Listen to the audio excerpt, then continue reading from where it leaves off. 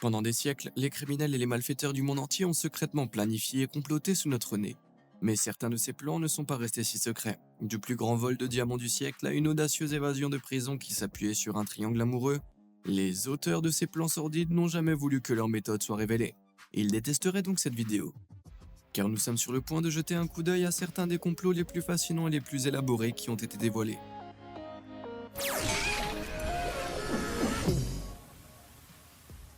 La folie des McMillions. Si tu es fan de McDonald's, tu connais probablement la promotion annuelle Monopoly Minions. Chaque année, les plats de menus sont agrémentés de petites pièces de jeu à collectionner qui peuvent valoir n'importe quoi. De la nourriture gratuite à un gros prix en espèces, mais plus le prix est important, plus le billet est rare. Je suppose que c'est la raison pour laquelle le plus que j'ai jamais gagné, c'est un minuscule sac de fruits. Mais il y a une trentaine d'années, l'ancien officier de police américaine Jerome P. Jacobson a gagné plus de 24 millions de dollars au concours, qui était censé être impossible, alors comment il a fait? Après avoir pris sa retraite des forces de police, Jacobson a rejoint la société qui fabriquait les autocollants des millions de Monopoly en tant que responsable de la sécurité. Son travail consistait à superviser leur impression avant de les transporter en toute sécurité vers les usines d'emballage. Pendant des années, il a mené la barque d'une main de maître, mais en 89, Jacobson a décidé de tester sa chance. Il a donné à son frère une pièce gagnante de 25 000 dollars et lorsqu'il l'a encaissée, personne n'a sourcillé. Rempli de confiance, Jacobson a commandé à prendre des pièces gagnantes, à les remplacer par des pièces non gagnantes et à vendre les vraies pièces gagnantes à des amis et à des associés pour une fraction de leur valeur. Ça a duré quelques années, mais en 95, Jacobson a reçu par erreur un lot de sceaux inviolables qui ont été utilisés pour sécuriser des enveloppes entières d'autocollants gagnants. Alors qu'auparavant il les prenait petit à petit, il pouvait maintenant échanger des lots entiers de gagnants et refermer les enveloppes sans que personne ne le sache. Très vite, il a vendu à quiconque voulait les acheter, y compris des mafieux, des propriétaires de clubs de striptease et des trafiquants de drogue. Ce réseau de personnes louches autour de Jacobson a remporté presque tous les prix aux États-Unis pendant des années, et Jacobson a gagné la somme colossale de 24 millions de dollars grâce à son stratagème. Cependant, en 2000, le FBI a reçu une information anonyme selon laquelle l'un des gagnants d'1 million de dollars était un fraudeur. Ils lancèrent une enquête à grande échelle et découvrirent qu'un grand nombre de gagnants vivaient à proximité les uns des autres en Floride, près de la maison de Jacobson. Soupçonneux, ils ont commencé à mettre les téléphones de Jacobson sur écoute, comme celui d'innombrables autres personnes, et ont pris en flagrant délit. Au final, il a été condamné à 3 ans de prison et à une amende de 12,5 millions de dollars. Je parie qu'il aurait aimé que les cartes sortir de prison gratuitement fonctionnent dans la vraie vie. La mort de Darwin. Qui n'aime pas un bon mystère? Eh bien, dans le cas d'une personne disparue, la famille de la personne disparue, en général. Ainsi, lorsque l'enseignant britannique John Darwin a disparu après avoir fait du canoë en 2002 et qu'il a ensuite été déclaré mort, ses deux fils ont été sans surprise désemparés. Mais leur mère Anne était secrètement aux anges. Attends quoi? Il s'avère que John n'était pas mort. Il vivait sain et sauf dans une chambre à coucher reliée à la maison familiale par une porte secrète cachée dans une armoire. Tu vois, John et Anne croulaient sous les dettes et avaient mis au point un plan scandaleux pour s'en sortir. Après qu'il ait été déclaré légalement mort en 2003, Anne a pris le rôle de veuve éplorée et a réclamé son premier versement d'assurance vie, près de 35 000 dollars. Puis John s'est procuré un faux passeport et le couple a déménagé au Panama tout en continuant à percevoir l'assurance vie frauduleuse de John. En fin de compte, ils ont accumulé 350 000 dollars en réclamation illégitime. Pendant tout ce temps, leur fils n'en savait rien. Mais 5 ans après la disparition initiale de John, le mensonge s'est effondré. John, désespéré de revoir ses fils, s'est envolé pour le Royaume-Uni et a prétendu qu'il était amnésique. Cependant, lorsqu'une photo de lui et de sa femme au Panama a été découverte, la ruse était bel et bien terminée. Le couple a avoué le complot et a été condamné à plus de 6 ans de prison chacun. Outrés à juste titre, leurs fils ont décidé de ne plus leur parler pendant des mois. Alors n'oublie jamais que simuler ta mort et la cacher à ta famille, c'est peut-être pas la solution à tes problèmes. Mais tu sais ce que c'est la solution? Ma chaîne. Ok, j'ai un peu exagéré, mais bon, si tu likes cette vidéo et que tu t'abonnes, tu pourras au moins oublier tes problèmes pendant un moment et apprendre des choses incroyables en même temps, non? T'as terminé? Bon, on y va alors? Prince ou pauvre? On aimerait tous être traités comme des membres de la famille royale, mais pour l'estimé prince saoudien Khalid bin Al Saoud, ce rêve était une étonnante réalité. Pendant 30 ans, le prince a dépensé sans compter, achetant des vêtements de luxe, des bijoux clinquants et en mangeant dans les meilleurs restaurants. Il vivait dans une luxueuse suite penthouse dans un gratte-ciel au large de Miami et s'assurait que tout le monde sur son Instagram était au courant. Les gens le respectaient et craignaient le prince, mais il cachait un énorme secret. Le prince Khalid bin Al Saoud n'était pas du tout un prince, c'était un orphelin colombien appelé Anthony Gignac. Gignac était un escroc en série qui avait perfectionné son art et se faisait passer pour un grand nombre de membres de la famille royale saoudienne au fil des ans. Il utilisait ses personnages pour duper les gens en leur offrant des cadeaux de grande valeur et a même réussi à obtenir près de 8 millions de dollars en trompant un groupe d'investisseurs. Ceux-ci pensaient qu'il possédait des actions lucratives de la compagnie pétrolière Saudi Aramco et les lui ont payé. Mais il avait menti et utilisé l'argent pour contribuer à financer son style de vie somptueux. Son compte Insta n'était rien d'autre qu'un outil pour aider à convaincre les gens de son statut de prince, s'affichant aux yeux du monde pour cimenter la tromperie. Mais en 2017, la façade de Gignac s'est effondrée. Pendant certaines négociations d'investissement, le milliardaire de l'immobilier Donald Stoffer a remarqué que le prince mangeait du porc, une viande que les musulmans ne consomment pas pour des raisons religieuses, et ce qui est le cas de tous les membres de la famille royale saoudienne. Il a également bêtement posté le repas sur son Instagram. Et forcément suspicieux, Stoffer a engagé des enquêteurs privés qui ont découvert le mensonge de Gignac. Et ce dernier a été condamné à 18 ans de prison pour fraude. À mon avis, il va avoir un peu de mal à rendre sa cellule de prison instagrammable. Le dîner de Banksy. Si tu connais le graffeur britannique Banksy, tu sais qu'il est célèbre pour garder son identité top secrète. Aussi, lorsque l'actrice britannique Joan Collins a été invitée à organiser un dîner en l'honneur du mystérieux personnage en 2009, elle a accepté sans hésiter. Un certain nombre d'autres célébrités ont également été invitées et tout le monde est arrivé dans une grande maison de campagne pour rencontrer l'homme derrière l'œuvre d'art. Bien sûr, il est arrivé, et pendant 5 heures, Johan l'a diverti aux côtés des autres invités, qui ont tous été séduits par une opinion de Banksy sur l'art et la vie. Mais il y avait un hic, l'homme n'était pas Banksy. Il s'avère que tout ce dîner était un stratagème élaboré par l'homme d'affaires conservateur, Ivan Massow. Il avait organisé et filmé l'événement dans l'intention de le vendre à une chaîne de télé comme étant la première fois que Banksy se dévoilait. Banksy était en fait l'acteur à la petite semaine Brian Lawrence, qui devrait venir célébrer après cette performance. Tout le monde à la fête était tombé dans le panneau et c'est qu'après coup que les journalistes ont creusé et dévoilé le poteau rose. Ouais, je me demande ce que le vrai Banksy a pensé de tout ça. Si jamais tu regardes ça, Banksy, dis-le moi dans les commentaires en dessous. Dali douteux. Dans le monde des beaux-arts, les fraudeurs sont partout. En mai 2015, le collectionneur d'art londonien James Stunt ne le savait que trop bien. Aussi, lorsqu'il a acquis une nouvelle œuvre d'art inconnue du célèbre surréaliste espagnol Salvador Dali, il savait qu'il devrait l'authentifier. Il a appelé Nicolas Descharnes, le plus grand expert de Dali, et lui a expliqué que le tableau s'appelle Corpus Ibercubus 1953, et qu'il pourrait bien être le précurseur du Corpus Ibercubus 1954 qui est actuellement exposé au Vatican. Descharnes s'est rendu à Londres, mais après avoir examiné le tableau, il a jugé qu'il s'agissait d'un faux. Selon Descharnes, il s'agissait en fait d'une réplique convaincante, produite légalement par un certain Tony Tetreault, qui les vendait pour gagner sa vie. Pour obtenir un deuxième avis, Descharnes a donné à Stunt les coordonnées d'un autre expert, Frank Hunter, puis ils se sont séparés. Mais 4 ans plus tard, il a eu un grand choc. En 2019, Hunter a pris contact avec Descharnes et lui a dit qu'il avait reçu un courriel censé provenir de Descharnes lui-même, confirmant que le tableau était réel, mais le courriel avait en fait été envoyé par Stunt, qui avait édité et transmis le courriel de Descharnes pour lui dire qu'il était réel. Il avait également reçu une facture adressée à Stunt par le grand marchand d'art David Namad, ce qui laissait entendre que Stunt lui avait acheté le tableau. Or, Namad a nié n'avoir jamais possédé ce tableau. De plus, Hunter a également reçu un troisième document. Il s'agissait d'une copie d'un accord entre Stunt et le domaine historique écossais d'Umfried House. Stunt avait loué le tableau au domaine, affirmant qu'il avait été examiné par des professionnels et qu'il avait été prouvé qu'il était réel. Un autre mensonge. Lorsqu'il a été confronté à cette affaire, Stunt a nié toute fraude. Mais Tony Tetreault s'est présenté et a déclaré sans embâche qu'il avait vendu à Stunt 11 répliques différentes.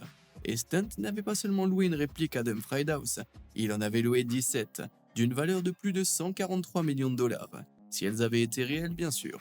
Lorsque la nouvelle est tombée, Dumfries House a immédiatement retiré toutes les contrefaçons. Et maintenant alors? Eh bien James Stunt, autrefois milliardaire, a été déclaré en faillite après avoir plongé dans l'endettement.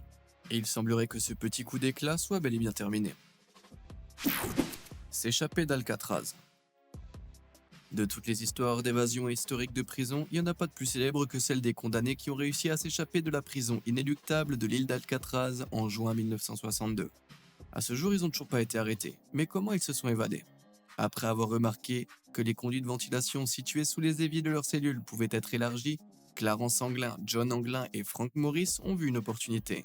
Ils ont accumulé de vieilles cuillères et des lames de scie qu'ils ont trouvées sur le terrain de la prison, et ont même fabriqué une perceuse électrique de fortune à partir du moteur d'un aspirateur. À l'aide de ces outils loin d'être idéaux, ils ont creusé les conduits tous les soirs pendant des mois. Finalement, une fois les conduits suffisamment larges pour se faufiler, ils ont pu accéder à un couloir de service non gardé derrière où ils ont installé un atelier secret. Tous les soirs, ils mettaient dans leur lit des têtes factices, faites de papier mâché et de vrais cheveux. Puis ils se dirigeaient à travers les trous. Une fois à l'intérieur de l'atelier, ils ont fabriqué des gilets de sauvetage et un radeau en caoutchouc à l'aide d'imperméables volés dans la boutique de la prison. Lorsqu'ils étaient prêts, les détenus ont attendu la nuit du 11 juin. Puis ont rampé une fois de plus dans le couloir de service. Cette fois, ils ont grimpé par une bouche d'aération en utilisant des tuyaux comme point d'appui jusqu'à ce qu'ils émergent sur le toit. Un autre tuyau leur a permis de se glisser à l'extérieur des murs de la prison où ils ont été accueillis par 2 clôtures de fil de fer barbelés de 12 pieds de haut. Une fois qu'ils les ont franchis, ils ont gonflé leur radeau imperméable à l'aide d'un concertina modifié en guise de soufflet et ont navigué dans la nuit. Bien que les débris du bateau aient été retrouvés plus tard sur le rivage, aucune preuve n'a jamais été trouvée concernant les évadés eux-mêmes. Qu'est-ce que t'en penses? Est-ce qu'ils se sont échappés ou est-ce qu'ils se sont noyés au niveau du dernier obstacle? Dis-le moi dans les commentaires. Attaque de l'application. L'une des principales raisons pour laquelle les gens utilisent des applications de messagerie comme WhatsApp est le cryptage de bout en bout qu'elles offrent, garantissant que les messages privés restent privés. C'est aussi la raison pour laquelle les criminels adorent les utiliser. Les autorités le savent cependant et récemment le FBI a fait équipe avec les forces de police australiennes pour réaliser l'un des plus grands cyberarrêts jamais réalisés. Comment? Ils ont créé leur propre application de messagerie cryptée appelée Anom et ont fait tomber toute une série d'applications concurrentes en même temps. En peu de temps, des criminels de toutes formes et de toutes tailles se sont rués sur le service, y compris l'homme le plus recherché d'Australie, Hakan Ayik, qui s'est porté garant auprès de ses associés. Mais si leur message était crypté, il l'était aussi entre eux et le FBI. Plus de 9000 agents des forces de l'ordre ont passé au crible 27 millions de messages pendant les 18 mois qu'a duré l'opération. Ils ont assisté à la préparation de vols, à des discussions sur des cargaisons de drogue et ont même vu des coups portés à des personnes. Puis, munis de toutes les preuves dont ils avaient besoin, ils ont frappé. Au total, 32 tonnes de drogue, 250 armes à feu, 55 véhicules de luxe et plus de 48 millions de dollars en espèces ont été découverts lors de l'opération. Sans parler de l'arrestation de plus de 800 criminels très surpris. On peut donc dire que l'opération a été un véritable succès. Sombre secret. Il y a quelque temps, dans une ville allemande animée de Bochum, les policiers en civil ont commencé à remarquer quelque chose de très étrange. Des voitures coûteuses ne cessaient de rouler dans une ruelle près d'un vieux bar inutilisé. Leur conducteur en sortait, passait une porte pour entrer dans le bâtiment et disparaissait pendant des heures. Après avoir observé ce phénomène pendant une bonne partie de la journée, les agents ont décidé d'entrer et d'enquêter. Cependant, en franchissant la porte, l'endroit semblait aussi abandonné qu'il le paraissait de l'extérieur. Le bar lui-même semblait ne pas avoir été touché depuis des années, tout comme les chaises et les tables. Mais il devait bien se passer quelque chose de plus. Déterminés, les agents ont poursuivi leur chemin jusqu'à ce qu'ils arrivent à un escalier menant au sous-sol.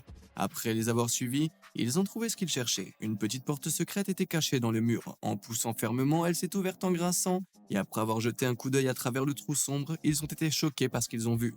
Il y avait toute une pièce cachée, avec 3 personnes assises autour d'une table dans l'espace enfumé, en train de jouer au poker. En regardant autour d'eux, les agents ont vu 2 autres personnes qui tenaient devant des machines à sous.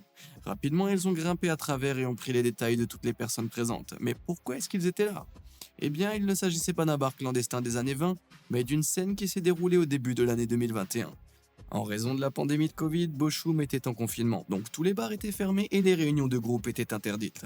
Par conséquent, un groupe de joueurs rebelles a décidé d'installer son propre casino de fortune là où ils pensaient que personne ne le trouverait. Je pense qu'il leur aura fallu un peu plus qu'un bon coup de poker pour s'en sortir. Tunnel Free au Kentucky. Quand j'étais gamin, j'adorais l'idée de passages et de tunnels secrets menant à toutes sortes d'endroits magiques. Mais malheureusement, je suis plus un enfant et maintenant je sais qu'ils sont beaucoup plus susceptibles d'être utilisés pour faire passer des choses comme des stupéfiants illégaux. En août 2018, la police qui patrouille à la frontière entre l'Arizona et le Mexique a arrêté un trafiquant de drogue présumé, Ivan Lopez, près d'un ancien établissement KFC dont il était le propriétaire. Mais ce type n'était certainement pas en train de livrer du poulet au colonel. Au lieu de ça, ils ont trouvé plus de 160 kg de drogue dure à l'arrière de sa camionnette. Et après avoir fouillé le KFC, ils ont également trouvé un trou assez important dans le sol qui menait à un passage de 7 mètres de profondeur sur 18 km de long. C'est à peu près aussi long que le monument de Washington. L'énorme tunnel est passé sous terre en Arizona et a continué au-delà de frontières et s'est terminé sous le lit d'une maison au Mexique. La police est certaine qu'il a été utilisé pour faire entrer de la drogue dans le pays.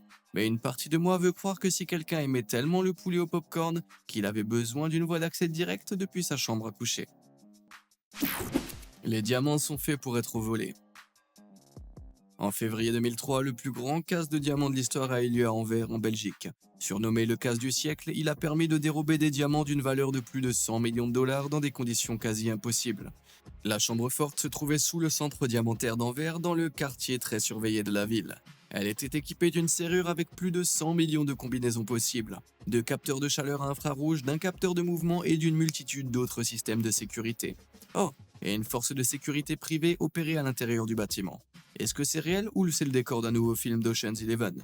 Même pour le voleur professionnel et cerveau Leonardo Notarbartolo, la tâche s'annonçait difficile, mais il n'était pas seul. Notarbartolo a orchestré le vol avec une équipe de 4 autres criminels professionnels sous les pseudonymes de Speedy, le monstre, le génie et le roi des clés. Notarbartolo s'est fait passer pour un diamantaire pendant les 18 mois qui ont précédé le cambriolage et a régulièrement fréquenté le Diamond Center, prenant secrètement des photos avec un stylo. La sécurité s'est relâchée au fur et à mesure qu'il s'habituait à lui, et il a réussi à cacher une petite caméra au-dessus de la porte de la chambre forte qui a enregistré les gardes entrant le code de la porte. Pendant ce temps, le reste de l'équipe s'entraînait sans relâche pour le grand jour en utilisant une réplique à l'échelle exacte de l'intérieur de la chambre forte. Fabriquée pour eux par un négociant en diamants corrompus, la veille du cambriolage, Notarbartolo a effectué une visite de routine dans la chambre forte et a vaporisé de la laque sur les capteurs thermiques afin qu'ils ne puissent pas fonctionner. Le lendemain, il s'est assis dans un véhicule de fuite à l'extérieur et a attendu. Pour éviter la présence de la sécurité autour de la banque, le roi des clés a crocheté la serrure d'un immeuble de bureaux abandonné adjacent. L'escouade s'est déplacée dans ce bâtiment, a traversé un jardin privé et a grimpé sur une échelle pour entrer dans la banque par une terrasse non gardée. Un capteur infrarouge leur a barré la route. Mais le génie a utilisé un bouclier en polyester fait maison pour le bloquer. Ils ont ensuite descendu des escaliers pour arriver dans l'antichambre de la salle des coffres. La porte du coffre-fort était équipée d'un clavier numérique et d'une serrure physique. Ils ont entré le code, puis le roi des clés a sorti une énorme clé d'1 mètre de long, et incroyablement, il l'avait forgée en examinant leur vidéo secrète. Ils ont ouvert la porte de la chambre fort et n'ont pas allumé les lumières pour éviter de déclencher les capteurs de lumière. Bien qu'il fasse nuit noire, leur entraînement dans la réplique de la chambre forte leur a permis de savoir où ils se trouvaient. Le monstre a désactivé les autres capteurs, puis ils ont ouvert plus de 100 coffres forts et les vidé des hordes de diamants, d'or et de bijoux dans des sacs de sport. Quelques heures plus tard, à 5h30 du matin, ils sont partis sans se faire repérer. Toute l'opération en serait restée là aussi, sans l'intervention de Speedy. Alors qu'ils se débarrassaient des preuves, les membres de l'équipage anxieux a eu une crise de panique et a jeté à la hâte des documents relatifs à la banque dans les buissons. Ils ont été retrouvés et sont finalement remontés jusqu'à Notarbartolo. Et dans les semaines qui ont suivi, tout le monde a été retrouvé et condamné à une peine de prison. Sauf le roi des clés, qui a toujours été porté disparu avec tous les diamants. Et je suppose qu'on l'appelle pas le roi pour rien. Shawshank Shocker.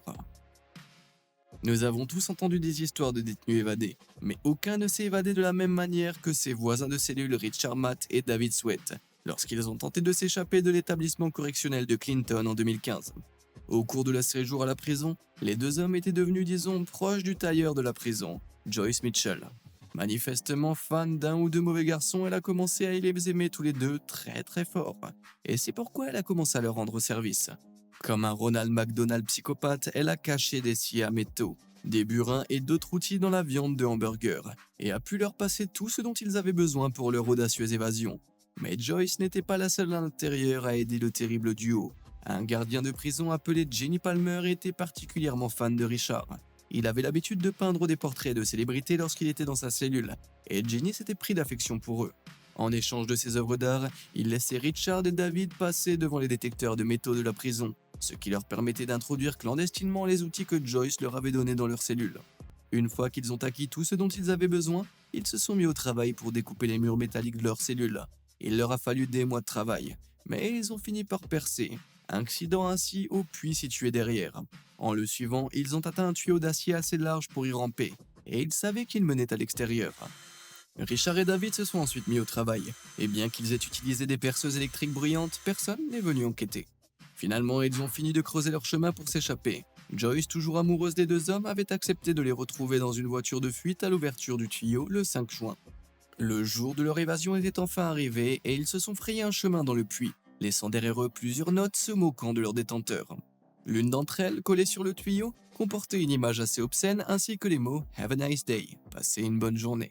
Cependant, une fois qu'ils sont sortis dans le monde libre, leur plan est tombé à l'eau. Joyce n'était pas là. L'employé de prison s'est dégonflé à la dernière minute. Le duo a été contraint de se débrouiller et a réussi à échapper à la capture pendant 3 semaines. Malheureusement pour eux, les flics ont fini par les rattraper et ils n'ont pas tenu le coup. David a été le seul à s'en sortir et il est toujours derrière les barreaux aujourd'hui. Joyce a été condamné à 7 ans pour son rôle, tandis que Ginny s'en est tiré avec seulement 6 mois de prison et 5 000 $ d'amende. La vraie leçon à en tirer est qu'il ne faut jamais s'impliquer dans un triangle amoureux en prison, je suppose. Le nombre est en hausse. En 2007, la Chine a été secouée par le plus grand et le plus incroyable braquage de banque que le pays n'ait jamais connu. L'homme à l'origine de cette grande affaire était Ren Xiaofeng, un employé malheureux de la Banque agricole de Chine. Un jour, il a eu une idée franchement insensée. Il volerait secrètement la banque, utiliserait l'argent volé pour acheter des billets de loterie, gagnerait à la loterie, puis remplacerait ce qu'il avait volé et personne n'en saurait jamais rien. D'une manière ou d'une autre, il a convaincu les 2 directeurs de la banque, qui détenaient tous deux les clés du coffre-fort, de l'aider et le trio s'est mis au travail. En raison d'un relâchement de la sécurité, les hommes ont réussi à voler l'équivalent de 12 500 $. Ren a pris sa part, l'a dépensé en billets de loterie et, malgré les chances insensées, a gagné. De plus, avec ses gains, il a continué à acheter des billets et a réussi à gagner à nouveau.